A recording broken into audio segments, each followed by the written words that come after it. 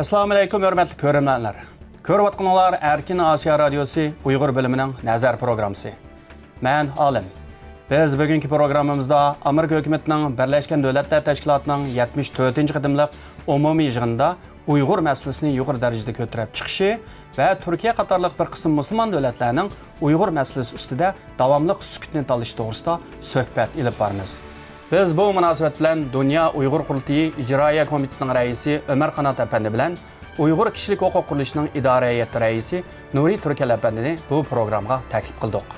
Söhbətimiz xoş gəldinglər. Sizə çox rəhmət. Çox rəhmət. Sizlərə çox rəhmət. Biz bu söhbətimizni başlaşdan burun Amerika hökumətinin Uyğur məsələsini bu qıdımqı Birləşmiş Dövlətlər Təşkilatının ümumi yığını jarayonida qandaq şəkildə götürüb çıxanını bir görüb çıxaylı. Amerika hökuməti Birləşmiş Dövlətlər Təşkilatının 74-cü qatımlıq ümumi yığını jarayonida Xitay hökumətinin milyonlagan Uyğurlarni lagerlarga qamash məsələsini ən yuqori və ən güclük şəkildə o'tirg'a qoydu. Shundaqla keyni-keynidən bir qancha muhim fəaliyyətlərni ilib bardı. Bu qitimqi ümumi yığın 23 sentabr günü başlanışı bilan Amerika hökuməti dini erkinlikni qo'llash temasida yig'in ochdi. Yig'inda Amerika prezidenti Donald Trump, BDT'ning bosh kotibi Antonio Guterres, muavin prezident Mike Pence, Tashqi ishlar ministri Mike Pompeo va Xitoy turmusidagi Uyg'ur ziyolisi Ilham To'xtadan qizi Javhar Ilham so'z qildi. Bu tunji qatim bir Uyg'ur faoliyatchining BDT bosh kotibi va Amerika prezidenti bilan bir sahnada o'ltirib yig'inga qatnashchi bo'lib hisoblanadi. Bu yig'inda Amerika prezidenti Trump bilan BDT bosh kotibi Guterres Uyg'ur masalasini bevosita tilga olmagan bo'lsa-mu, ammo Amerika o'rinlashtirgan bu yig'inning asosli nuqtasi Xitoy hukumatining milyonlagan Uyg'urlarning diniy va milliy kimligi sababidan lagerlarga qamlash masalasi bo'ldi. Amerikaning muavin prezidenti Pence bilan Tashqi ishlar ministri Pompeo Uyg'ur masalasini alohida tilga olib o'tdi. Amerika Tashqi ishlar ministri Pompeo shaxsan o'zi Javhar Ilhamni tunishtirib o'tdi va so'zga taklif qildi. Javhar Ilham dadasining ahvolini qisqacha tunishtirdi. Shundaqla bugungi kunda milyonlagan Uyg'urning Xitoyning yig'ilish lagerida yetayotganligini jonliq bir shaklda o'tirib qo'ydi. Bu yig'inning atisi, ya'ni 24 sentabr kuni Amerikaning muavin tashqi ishlar ministri John Sullivanning o'rinlashtirishi bilan Nyu-York shahrida Şinjandagi kishilik huquq krizisi degan temada yig'in o'tkazildi.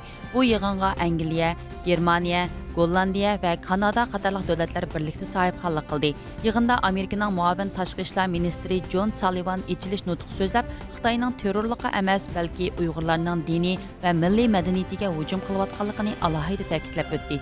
Undan keyin BDT, Angliya va Gollandiyaning vakillari Xitoyning Uyg'urlarga qaratgan besim siyosatini aybladi. Bu yig'inda yana doktor Rishad Abbas, advokat Nuri Türkel va lagerdan chiqqan guvohchi Zumrat Davudlar o'zining va urug' tuqqanlarining Xitoydagi ichinish ahvolini anglatdi. Guvohchi Zumrat Davud o'zining lagerda ko'rgan kunlarini so'zlash jarayonida o'zini bosolmay ko'zlariga issiq yosh oldi. Amerika hukumati tomonidan o'rinlashtirilgan bu yig'inga Amerika hukumatidagi yuqori darajalik amaldorlardan sirt yana 30 necha davlatning vakillari qatnashdi. 24 sentabr tushdan keyin Amerikaning BDT'da turishliq bosh elchixonasida yana muxbirlarni kutib olish yig'ini ochildi. Yig'inda Amerika Tashqi ishlar ministrligining yordamchi ministri David Stilwell bilan Uyg'ur advokat Nuri Türkel birlikda nutq so'zladi va muxbirlarning so'ragan savollariga javob berdi. 25 sentabr kuni Amerikaning BDT'da turishliq bosh elchisi Jonathan Cohen BDT'ning terrorlikqa qarshi hamkorlik masalasi to'g'risida nutq so'zladi. U Xitoy hukumatining terrorlikni bahona qilib 1 milliondan ortiq Uyg'ur va boshqa musulmon xalqlarni lagerga qamaganligini qattiq aybladi. Bosh elchi Cohen so'zida yana Xitoy hukumatining faqat Uyg'urlarning diniy va milliy kimlik sababidan ayol yoki kichik bola demasdan ularni lagerlarga qamaganligini alohida eskartib o'tdi. Amerikaning BDT'ning 74-qatimliq umumiy yig'ini jarayonida Uyg'ur masalasini alohida ko'tarib chiqish uchun ilib borgan bu bir yurish yuqori darajalik faoliyatlarga Xitoy hukumati qattiq norozilik bildirdi. Bunda bo'lsa, men birinchi savolimni Nuri apandidan boshlay. Bu qitim Amerika hukumati, ya'ni Uyg'urlarning masalasini Birlashgan Davlatlar Tashkilotiga nihoyatda kuchli shaklda o'tirib qo'ydi. Dastlabda Amerikaning prezidenti, Birlashgan Davlatlar Tashkilotining bosh kotibi yig'in zalida hamda Uyg'ur masalasi alohida o'tirib qo'yilgan bo'lsa, undan keyin yana keyni-keynidan bir qancha yig'inlar bo'ldi. Sizning qarashingizcha bu yig'inlarni Amerika hukumati hamda qanday shaklda o'tirib qo'ydi? Bu o'tgan yilning 5-ida tunji qitim o'sha Sam Brownback'la Kelly Curry'li bu Uyg'ur masalasini xalqaro sahnasiga ko'tarib chiqqanidan hozirga qadar Amerika hukumati, Trump hukumati izchil turda har turli so'rovlarda bu masalani o'tirib qo'yib, xalqaro jamoatchilikninki ortak bir sep kötüşünü teşebbüs kılıp kevatkan. Netice körülmegенден bular bu nişanını, direction'ını özgertip bu qitim qılmış 74-nji qitimliq umumiy yig'indan paylanıp xalqarada Uyghur meselesiga yesdaşlıklam emas, siyasi tedbir ve el qilish usulini birlikte tepishga chaqirishni nishon qilib, buningga Pompeo'dan tortib Amerikaning muavin prezidenti Mike Pence oxirida shu Asiya ishlariga mas'ul tashqi ishlar ministri David Setwell'dan tortib hammasigacha shu narsalarni o'tirg'a qo'yib kelyapti. Endi bu yoqqa qaraydigan bo'lsak, bu taraqqiyotni emillishi va kelichiga bence biraz ünümlük yer ötkende göründü. Neçe vaktin beri Amerika hükümetininki bu teşvikatıdan başka bir emili, bunda halkara sorunda bir emili işini cari kıldırıp bulanmagan. Endi bir yerde hazır aldığım yine muavin Tashqi ishlar ministri bir alqılıq sözünü dedi, temperaturunu yuqurlatmasak bu maydağa gel dedi. Şu anda bular şu temperaturunu yuqur götürüp, bunu Amerika hükümetininki Amerika halkının devlet menfaati, bexatarlik meselesi münasebetlik mesele kılıp götürüp çıktı dep gördüm ben.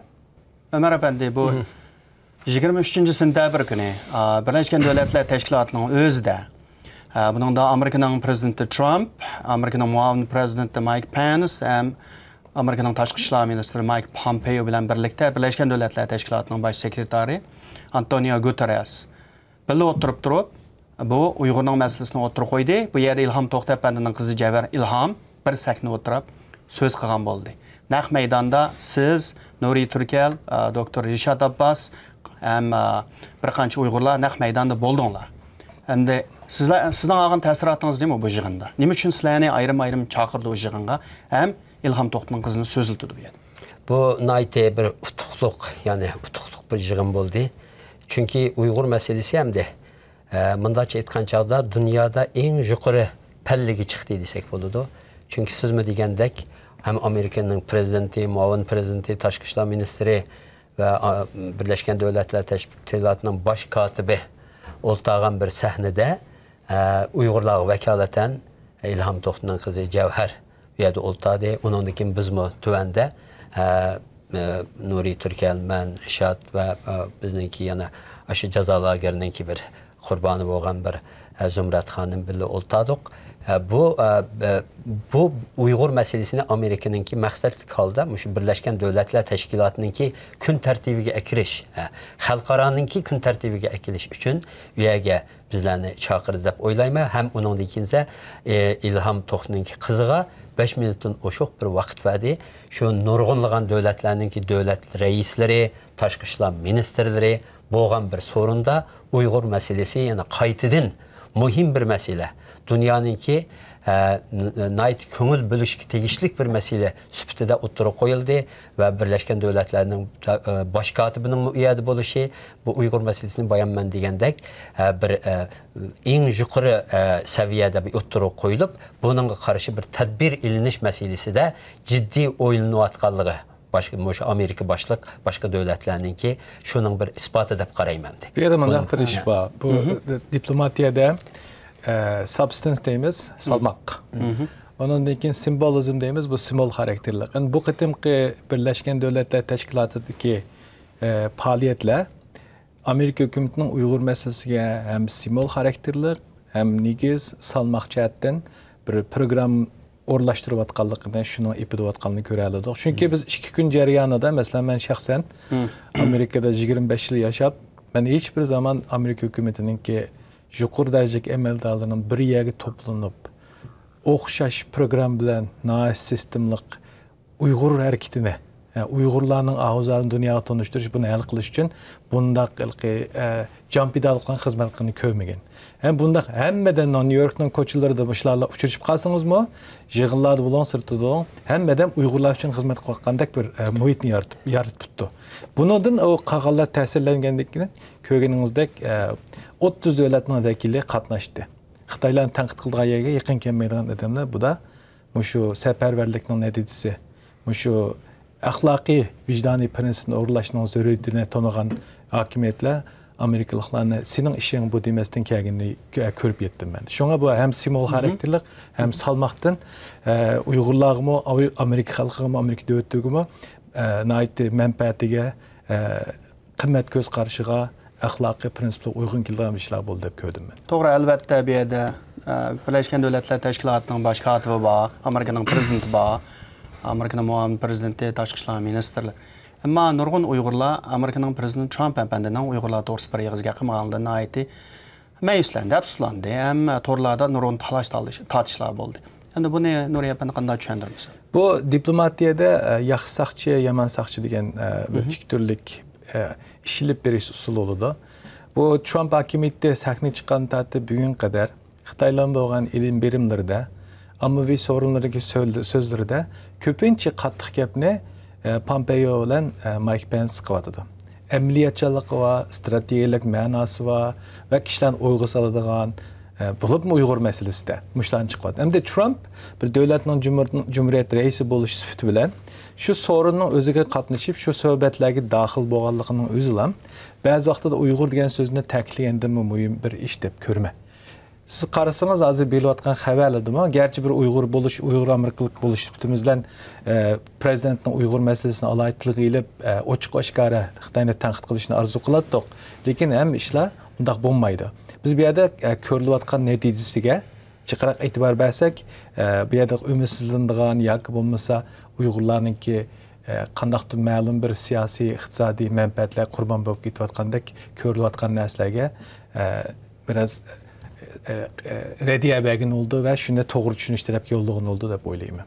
Yana birisi ham de u yerda garchi Trump o'zi Uyg'urni og'ziga olmagan bo'lsa-mu, ya'ni butun shu og'ziga olmay turib diniy besim to'g'risida xalqarodagi buni bunday qilgan chog'da bir vositlik holda yana tilga oldi desak bo'ldi. Uni bir tarafga qarab qo'ysak, Amerika ya'ni bu masalani hamda u Birleşken Devletler Teşkilatı'nın şu Trump, Prezident Trump nima Birleşken Devletler Teşkilatı'nın baş katibi o'tlagan sahnelik başka bir yuqori sahne yok hamda.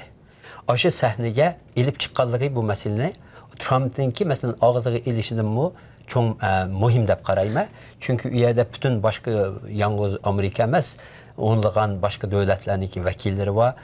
Trump olup mu Trump qatnaşkan yığında neçə 100 adam kirdi desək buldu o niməgə, o şu yığın zalığa, hətta yığın zalıda bütün orundaq makamı deyə xəxlər örtürüb getdi, başqa dövlətlərinin vəkilləri, diplomatları örtüdü həmdi. Şunda neçə 100 kişi var bir yerə, həmmisini yığıb əkilib şu yerdə, Uyğur nəyini Prezident Trump ağzığa mıqan bolsumu, muavin prezident Pence ağzığa aldı. Yani şu sahnede İlham Toxunun kızı Cevherini Bayam deginindek 5 minutun oşuq Uyğur meselesini anlatış, fürsəti beriş arqılıq bütün dünyaya bu meseleni cakaldı degen gap özününki muşu meselegi bolğan qızıq işini, muşu meselegi bolğan ciddi qarışını, başqa dövlətlərinin bu meseleni düşünüb yetib bu meselegi ilk çıxış doğrusu da bir təşəbbüsü deb qarayman Amerikanınki və bir neçə ay avval özü Tashqi ishlar ministri Amerikanınki Mike Pompeo degan ta'kidlagan, ya'ni bu haqiqatan shu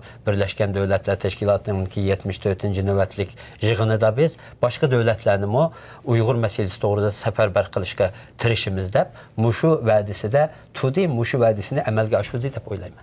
Nuriya efendi, uning aytisi yana 24 sentabr kuni Amerikaning muavin tashqi ishlar ministri John Sullivan efendi New Yorkda Şinjan kişilik hukuk krizisi degan temada bir cho'ng yig'in ochdi.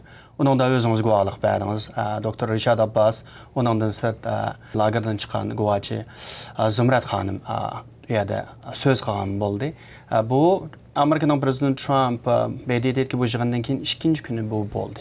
Buningda siz hamda qatnashgan, ya'ni so'zlagan bir inson sifatingizda sizga qanday bir ta'sir bo'ldi?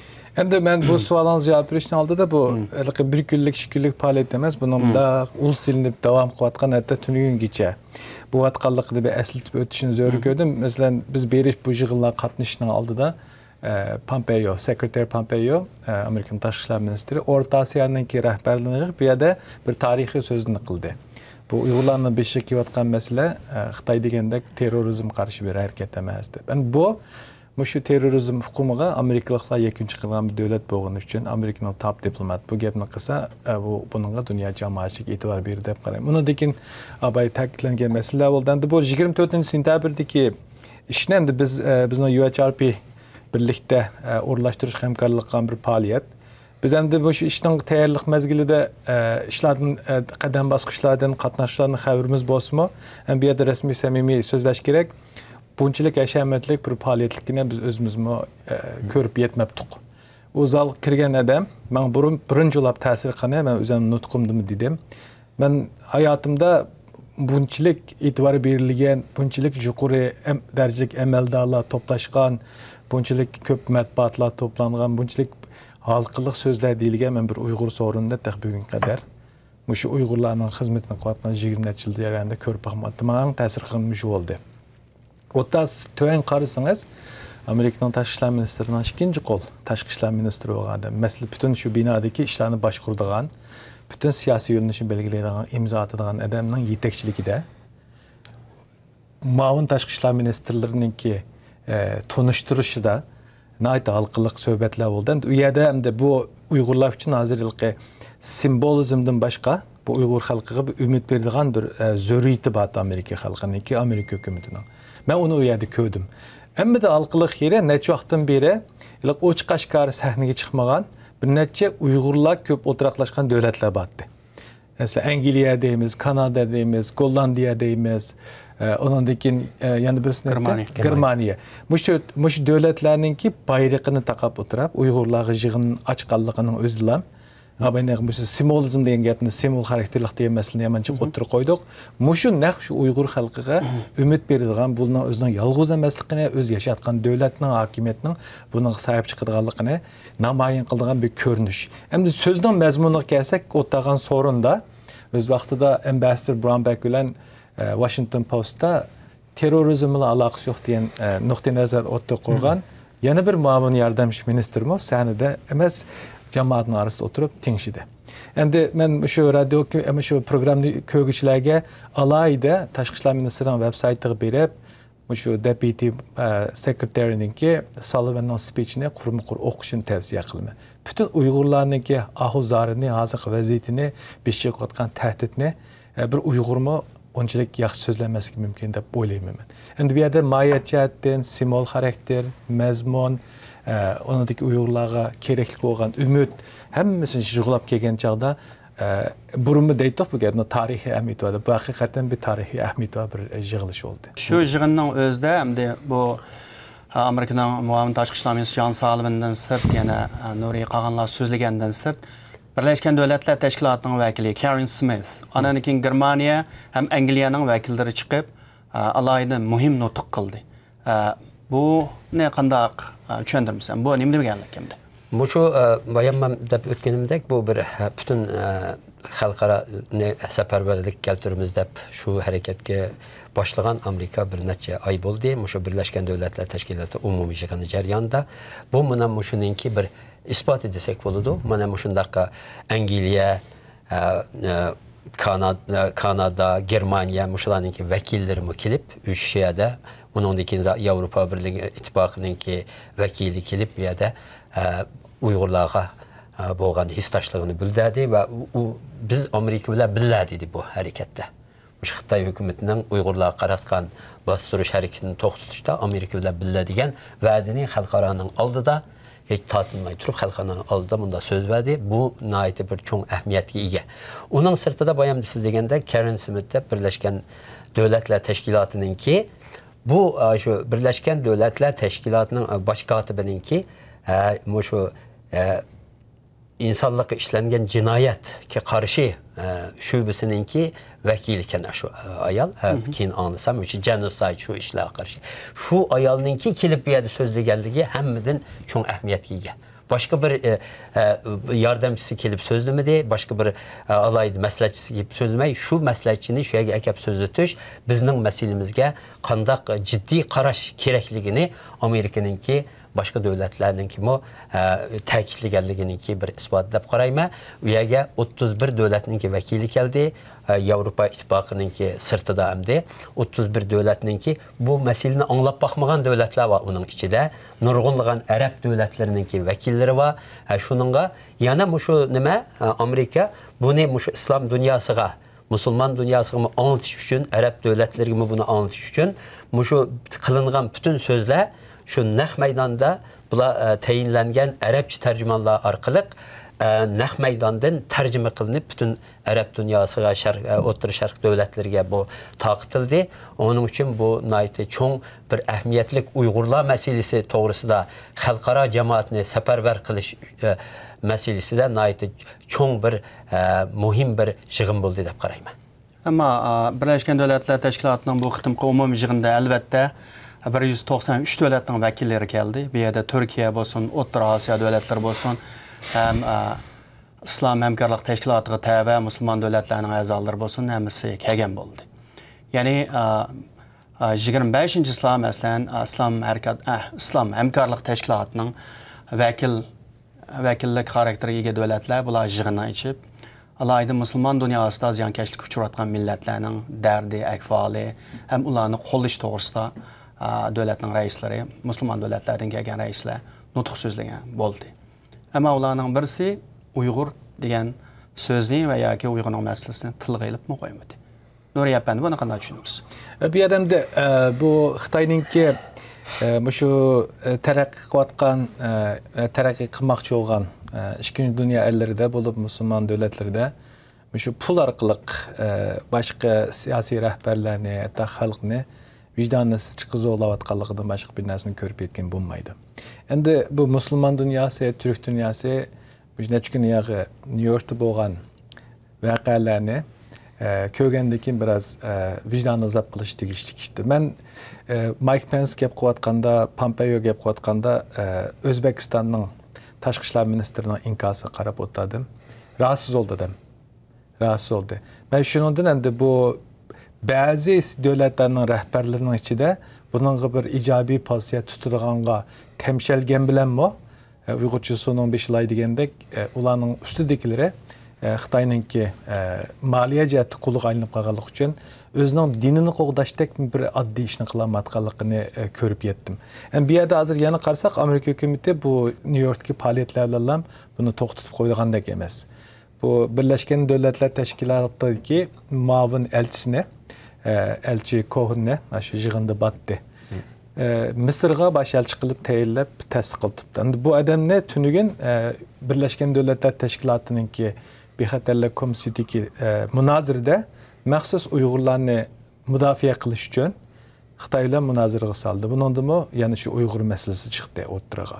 Endi bu vaziyatni qanday o'zgartimiz shu tünügündek shunday suhbatlar orqali bularga mantiqidan boshqa bu tarixda qanday yer oladiganligini eslatish orqali bularning o'zininki bu Uyg'ur maydonida ching turish qandaqdir Amerikaga yordam qillik emas, o'zining dinini qo'g'dash, o'zining milliy madaniyatini qo'g'dash, hatto o'zining yiltizini qo'g'dash uchun ish qilayotgan, qilish tegishli bir durust ishini bildirish orqali buni o'zgartirish mumkin deb o'ylayman. Endi Xitoyning bu sun'iy bo'lgan narsa uzun bormaydi. U pul ustida qurilgan munosabat samimiy munosabat emas. Onun bir yerga berib to'xtaydigan yeri bo'ladi, ma'lum manfaat ketgandan keyin uning uzilgan yeri keldi. Lekin Amerikaningki ittifoqdoshlar munosabatga qaraydigan bo'lsak, bu samimiyat asosi qurilg'achqa eng jafoliq vaqtida moliya foydasi bo'lsin, shuningdek kelib biz birlikda deb bayrog'ini tizib qo'yib o'tirib Amerikadan bir maydonda tura oladi. Shun bir yerdan biroz vaqt ketdi, buningga bizim harakatni davom qilishimiz kerak. Buningda hozirgi ko'rayotgan siyosiy yo'nalishdan buningga bu dunyo sahnasida turayotgan qo'lliq davlatlarning kim 20 necha davlatning buningki ipida bo'layotganligini men ko'rib yetyapman. Bu New York Times'da 25-sida bir cho'ng maqola e'lon qilindi. Uningda deyilganda hamda chunki bu bo'lib g'arb ellari, bir qism g'arb ellarining bu masalasiga qattiq turmaganligi. Ya'ni biz albatta Xitoy bilan bo'lgan savdo manfaat bo'lib bu musulmon ham turkiy davlatlarning Xitoy bilan manfaatni saqlab qilishlar emas, balki Xitoy hukumati bu masala qo'llaganligi uchun bu Uyg'urning masalasi keyingi qavatida ham Xitoy utyotidi bu masalada degan fikrni o'tirib qo'yibdi. Sizning bu to'g'rimi? Albatta ba'zi nimalarda Xitoy hozirgacha masalan bu nimada bir muncha davlatni shu o'zining iqtisodiy, siyosiy nufuzi orqali, ya'ni ularni hatto o'z tarafiga tortish nimasiga erishdi, fursatiga erishdi. Ammo asta-asta bu nima o'zgardi deb o'ylayman.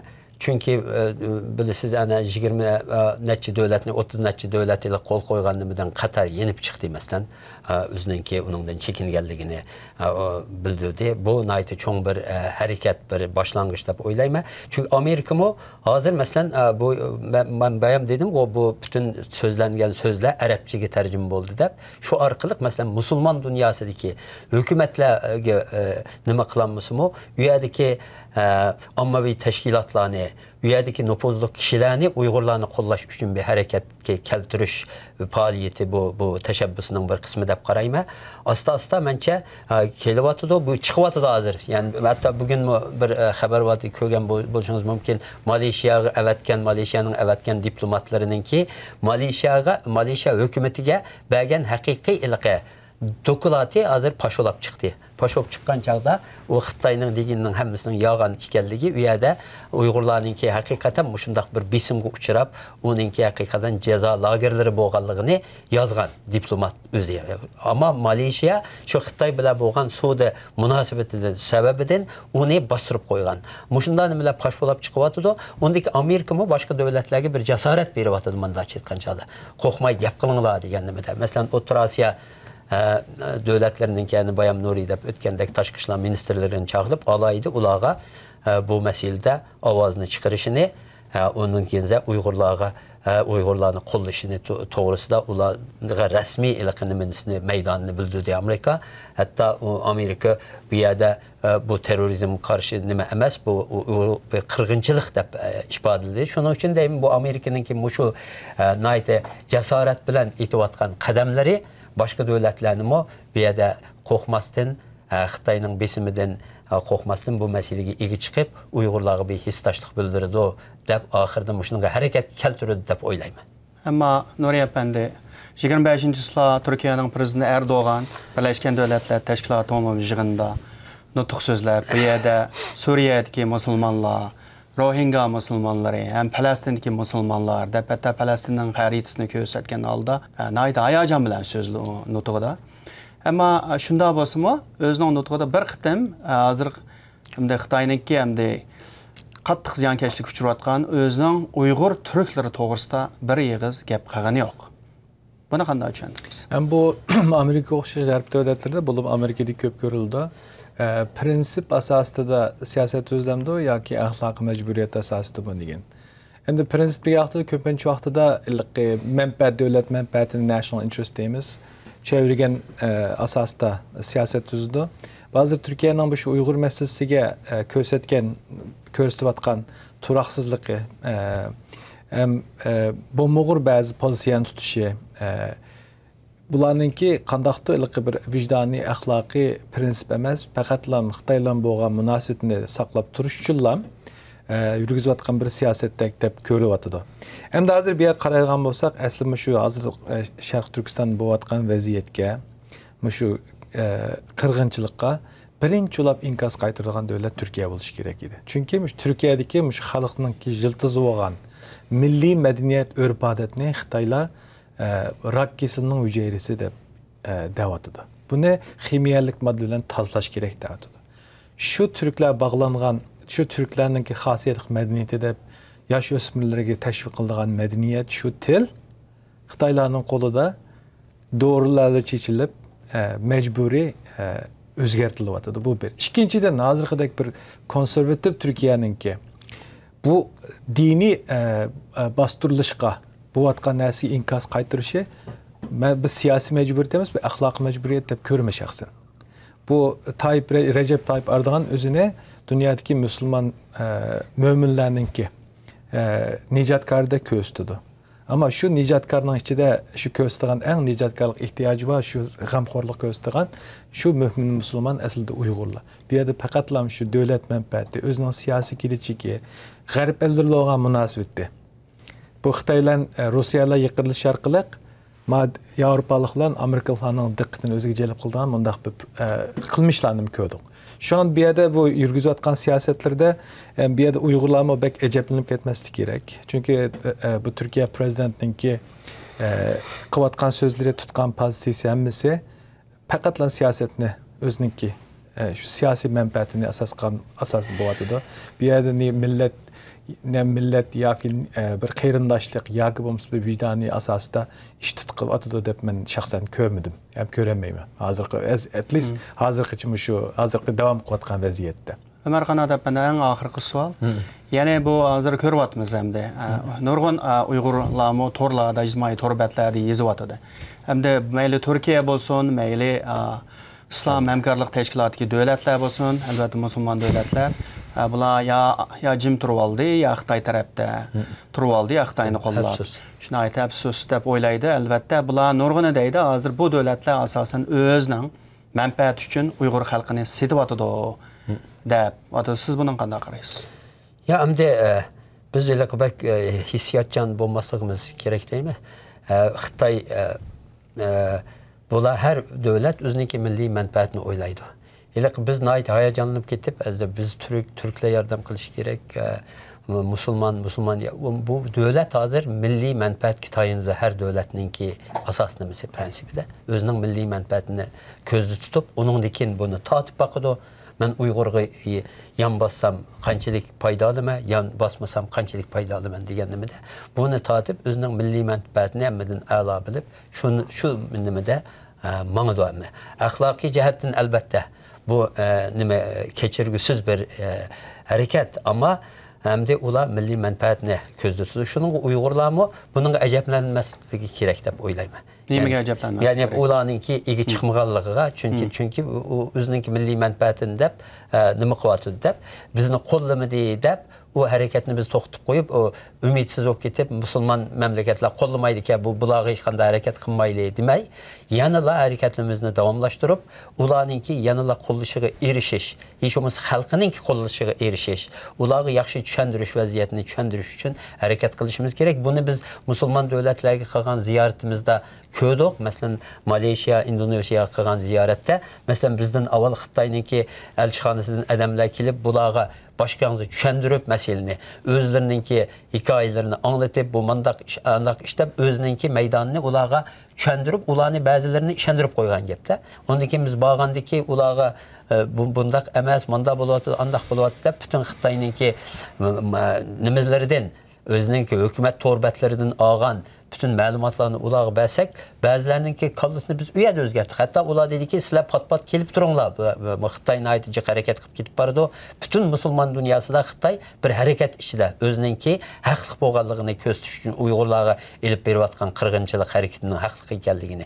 Şununla biz bununla qarşı hərəkətimizni texnik gücləndirişimiz gerek. Ulabıdın eləqə ağırınıpla tutmay, özümüz mücik hərəkət qılıb, ümitsizlikке düşmesligimiz gerek. Ya da manda bir qo'shimcha men qo'shib qo'y, Ömerxan oxirgi bu yil 6 ayda Amerikaning yordamchi mudofaa ministri kelib Uyg'urlarning yig'ini so'zlagan chog'da Uyg'ur masalasining uning uchun bir shaxsiy emasligini, bundan boshqa Amerikaning davlat bexatarligiga munosabatlik masala ekanligini ochiqladi. Endi hozir bu Amerika hukumati nima ish qilib bunchalik kuchaydi deganda Amerika hukumati Uyg'ur masalasini ham axloqiy jihatdan hem bir devlet xarakter jihatdan hem devlet menfaati jihatdan o'ziga taqishadigan bir narsa qilib to'nib yetdi. Agar musulmon davlatlar olsun, Turkiya olsun shuni to'nib yetgan vaqtida bu ham ishlar o'zi retiga tushdi deb o'ylaymiz. Xuddi 2009-yilda Recep Tayyip Erdo'g'an musulmon dunyosining himoyasiga erishish, Xitoy hokimiyatining diqqatini o'ziga jalb qilishni o'zining davlat menfaatiga uyg'un deb ko'kachga ve devletin işçideki onunla teşebbüs kıldığan güçlerine güçlük boğaçqa çıkıp Uygurlarga sahip çıkkan. Mana muşundaq bir muhit şekillengende devlet menfaatimizga taqashdi degan vaqtida bular o'zligidan harakatga o'tdi. Bunda bo'lsa bugungi söhbətimiz mushagicha bo'lsin. Ishkinlarning kelib iloyida qatnashganlarga ko'p rahmat. Rahmat Ömer Efendi, rahmat Nuri Efendi, sizlarga ko'p rahmat. Sizga ko'p rahmat. Hörmətli ko'rganlar, bugungi programmamiz bu yerda oxirlashdi. Bu programni ko'rib berganlarga ko'p rahmat. Kelaqtim ko'rishgacha xush vaqt.